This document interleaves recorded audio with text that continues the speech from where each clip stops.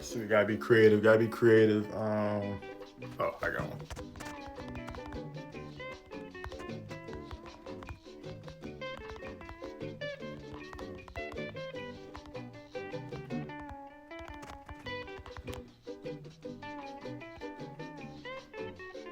I'm a 10, but I smoke a lot of weed and drink a little bit too much Pepsi. But it's okay, because my cooking can make up for it. Oh hell no. Don't hate me if sometimes when I get off work and we see each other, that I just want to enjoy your presence. I do not want to speak. I'm naturally an introvert, but my job forces me to be an extrovert.